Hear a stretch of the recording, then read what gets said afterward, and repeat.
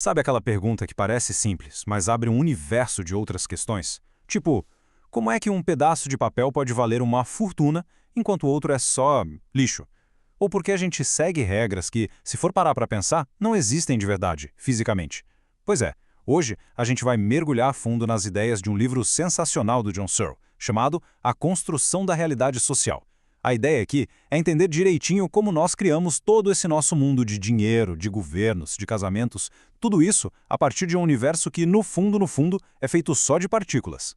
E o nosso guia nessa jornada é ninguém menos que o filósofo John Searle. A obra dele é como se fosse uma caixa de ferramentas, sabe? Ferramentas para a gente conseguir desmontar a nossa realidade, peça por peça, e entender a pergunta central. E olha, essa é uma daquelas perguntas que, uma vez que a gente encontra a resposta, muda completamente o jeito que a gente enxerga o mundo.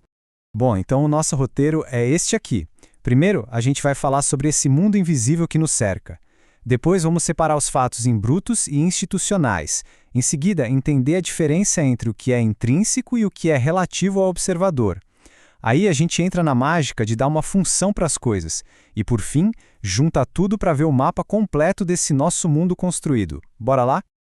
Então, aqui tá o grande mistério que a gente vai desvendar. O que é que faz um pedaço de papel virar dinheiro? Qual é o segredo? A resposta, isso que é o mais legal, não tá na química do papel ou na tinta, tá na gente, em nós. E é uma resposta bem mais simples e ao mesmo tempo surpreendente do que se imagina. Primeira parte, então, um mundo invisível. Sabe, a gente vai começar a duvidar um pouco do óbvio. Nosso dia a dia parece tão normal, né? Mas se a gente olhar de perto, por baixo dessa camada de normalidade, existe um quebra-cabeça enorme que precisa ser explicado. E aqui, o próprio Searle coloca a questão de uma forma perfeita. Ele pergunta basicamente, como é que pode existir um mundo objetivo de coisas como dinheiro, propriedade, casamentos, governos, num universo que é feito inteiramente de partículas físicas em campos de força? Como é que uma coisa vira outra? Esse é o ponto de partida. Para entender isso na prática, pensem numa cena bem simples. Alguém sentado num café em Paris. A pessoa pede uma cerveja. Parece a coisa mais banal do mundo, né? Só que por trás desse ato, nossa, tem toda uma rede invisível de coisas acontecendo. Tem o conceito de dinheiro para pagar, o garçom como um funcionário, o restaurante como uma propriedade licenciada por um governo, a pessoa ali é uma cidadã com um passaporte. Nenhuma dessas palavras, dinheiro, funcionário, governo, cidadão, pode ser explicada só pela física ou pela química. É uma camada de realidade que nós construímos por cima da realidade física. Certo, mas como é que essa rede invisível funciona na prática? Para a gente começar a entender, o Searle apresenta a primeira peça do quebra-cabeça. Ele faz uma distinção que é, assim, fundamental. A diferença entre dois tipos de fatos, dois tipos de realidade. De um lado, a gente tem o que ele chama de fatos brutos. O que é isso? Bom, são as verdades do universo que existem com ou sem a gente. Não dependem de opinião humana. Pensa assim, montanhas, oceanos, a gravidade puxando as coisas para baixo. O fato de que o Monte Everest tem neve lá no topo é um fato bruto. Ele simplesmente é assim. Não precisa do nosso ok para ser verdade. Agora, do outro lado, temos os fatos institucionais. Esses aqui são completamente diferentes. Eles só existem porque a gente, como sociedade, acredita neles. O fato de um pedaço de papel ser dinheiro, ou que uma assinatura num documento cria um contrato, isso não é uma lei da física, é uma convenção. Só funciona porque todo mundo concorda em tratar aquilo como se fosse verdade. E essa comparação aqui deixa tudo muito claro. Olha só, a gente pega a mesma realidade física, a mesma coisa, e ela pode ser base para dois tipos de fatos completamente diferentes. Fato bruto. O Monte Everest tem neve e gelo. Fato institucional. O Monte Everest é uma fronteira entre países. Fato bruto. Isso aqui é um objeto feito de papel e tinta. Fato institucional. Isso aqui é uma nota de $5. Percebe a diferença? Uma coisa é a descrição física. A outra é o status, o significado que nós damos para ela. Ok, legal. Mas qual é a mágica por trás disso?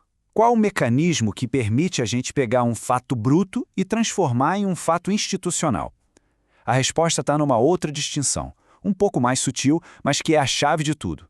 A diferença entre o que é intrínseco a um objeto e o que é relativo a quem o observa. Vamos pensar primeiro nas características intrínsecas. São aquelas que o objeto tem por si só. Não importa o que a gente pense. Por exemplo, uma chave de fenda. Ela tem uma massa, um comprimento, uma composição química, né? É feita de metal e plástico. Isso é uma verdade física sobre o objeto. Ponto. Agora, o fato dela ser uma chave de fenda, isso é uma característica relativa ao observador. Não tem nada nos átomos daquele objeto que grite "eu sou uma chave de fenda". Ser uma chave de fenda é uma função, um propósito que nós damos para aquele pedaço de metal e plástico. É um significado que só existe porque existem observadores, ou seja, nós, com a intenção de apertar parafusos. Essa tabela aqui mostra outros exemplos bem legais. Uma pedra ser uma pedra, feita de minerais, é intrínseco, mas ela ser um pisa-papéis é uma função que a gente atribui. A Lua causar as marés é um fato físico intrínseco, mas a gente olhar para ela e achar que a Lua está linda, bom, isso é um juízo de valor nosso, é relativo ao observador. A beleza não está na Lua, está na nossa percepção dela. E aqui está o ponto-chave, a grande sacada. Quando a gente faz isso, a gente não está adicionando novas partículas no universo, né? A gente não está mudando a física do mundo. O que a gente está fazendo é adicionar uma camada de significado por cima. E é exatamente assim que a gente começa a construir uma realidade social inteiramente nova, sem mexer um único átomo. Ok, então essa camada de significado, como que a gente impõe ela no mundo? O mecanismo central, a verdadeira mágica por trás de tudo isso, é a nossa capacidade de atribuir, de impor uma função às coisas e aos fatos.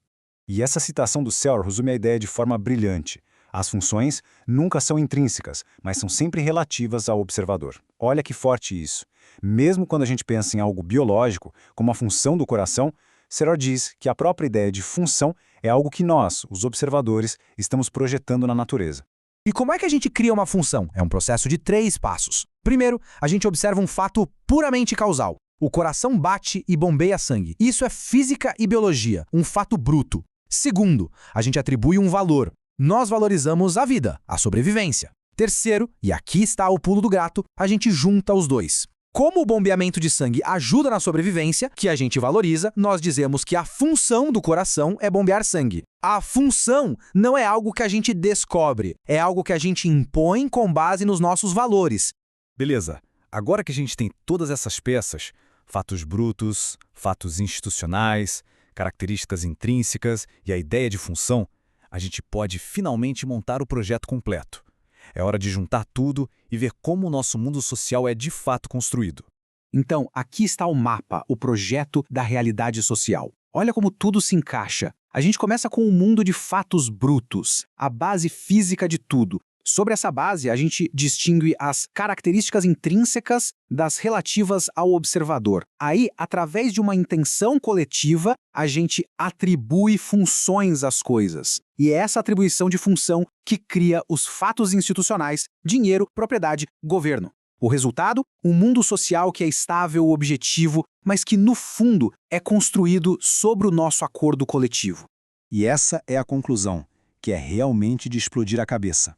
Pensa bem, todas as estruturas complexas da nossa sociedade, a economia, as leis, os países, elas são invisíveis, não têm peso, não ocupam espaço, mas elas são tão reais quanto as partículas que formam o universo, e o impacto delas na nossa vida é muitas vezes até mais forte.